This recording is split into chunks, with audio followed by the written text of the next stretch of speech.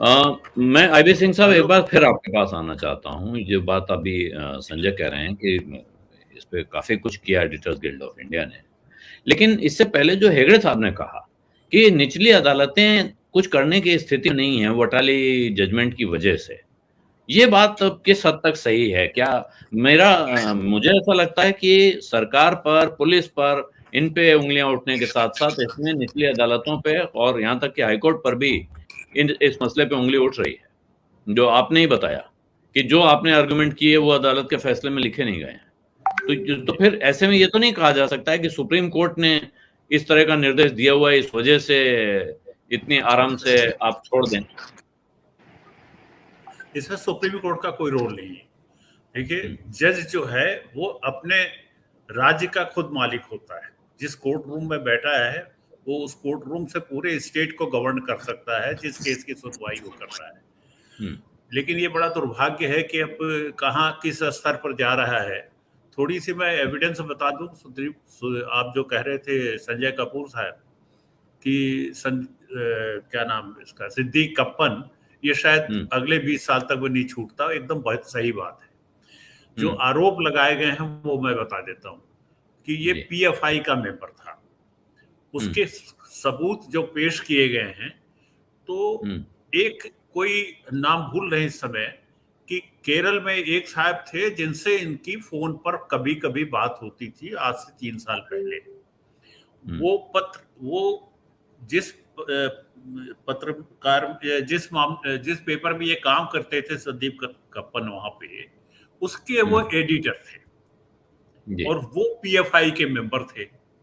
हुँ, तो उसको जोड़ा इन्होंने इसके साथ कि आप भी पीएफआई के मेंबर हो गए चूंकि आप दो उसके अठारह में एम्प्लॉय थे। 2018 में बंद भी हो गया वो बंद भी हो गया शायद। हाँ, हुँ, कोया नाम था, कोई कोया करके ऐसा वो। कुछ नाम। हुँ, हुँ, जी। दूसरा आरोप जो उनके खिलाफ लगाया जा रहा है, जो 124 ए कह रहे थे, वो 124 ए नहीं 121 लगा देना चाहिए था, सीधे सीधे देशद्रोह का। हुँ, 2020 में सिद्दीक कप्पन को बंद किया गया। हुँ, 2021 में हुँ, एक आदमी को कुछ आरडीएक्स और डिटोनेटर के साथ में लखनऊ में पकड़ा गया हुँ, 2021 में। जी, उसका कोई कनेक्शन इस लड़के से नहीं था हुँ, और उसको भी इस केस में मुलजिम बना के इसके साथ डाल दिया। यानी हुँ, जो ट्रायल जो बम फोड़ने जा रहा था 2021 हुँ, में, उसमें भी ये मुलजिम बन जाते। तो हुँ, इस हिसाब से तो इनको कभी नहीं छूटना था। हुँ, तो ये इस तरह की कार्रवाई पुलिस कर रही है। आप कोर्ट की हुँ, बात कर रहे हैं कि अभी तक कोर्ट ने कहा कि चार्ज नहीं फ्रेम हुए।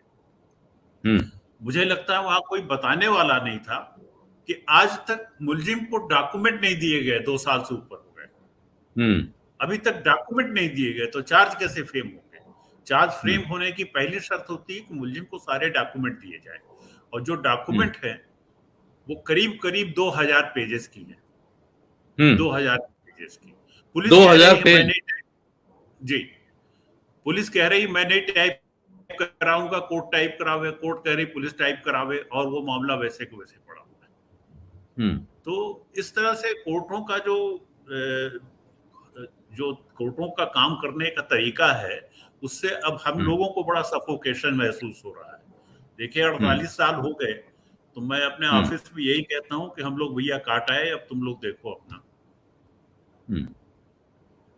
ये बहुत चिंताजनक बात है, लेकिन इस किस्से का एक दूसरा पहलू है, जो संजय कपूर ने जिसकी तरफ इशारा किया था सिंह साहब, कि सिद्दीक कप्पन एक जगह कवरेज करने जा रहे थे, वो वहाँ पहुँचे नहीं थे, उन्होंने कोई रिपोर्ट नहीं लिखी थी। सोनभद्र वाले पत्रकार ने तो रिपोर्ट बना दी थी। यहाँ तो वो हो गया, अब तक हमने तो बचपन से अब तक मैं सोचता आया हूँ, सुनता आया हूँ, एक अपराध ऐसा है जिसमें पुलिस अपराध होने से पहले लोगों को गिरफ्तार कर लेती है। वो था डकैती की योजना बनाने का अपराध।